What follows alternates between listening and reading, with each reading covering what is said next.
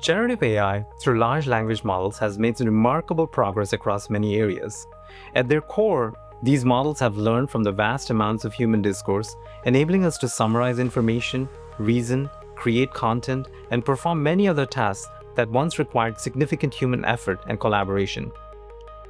Naturally, this raises an interesting question. Could these models have learned enough about the world of tabular data to help with processing it, without relying on traditional software systems and tools at all? It is tempting for a couple of reasons.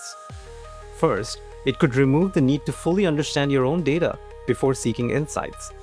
You might be able to ask an LLM a question and get an answer by providing only a small portion of your data.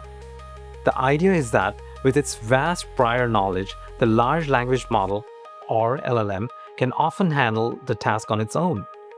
This approach is commonly called zero-shot or few-shot learning, where you share just a little data and rely on the model's prior knowledge to generate the answer for you.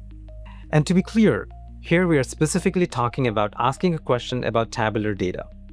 Second, just like we previously discussed, this could make tabular data far more accessible.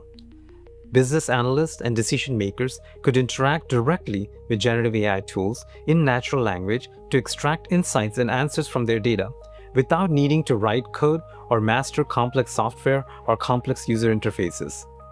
Since the second scenario can already be handled with an agent interacting with existing software systems and tools, we'll focus on the first question. Is it possible to use generative AI tools to handle data processing and modeling tasks without relying on those software tools or even learning from your own data? To explore this, we'll walk through an example, synthetic data generation, showing how this idea plays out in practice. The bottom line is that large language models, the engines behind generative AI tools, are naturally not suited for these kind of tasks.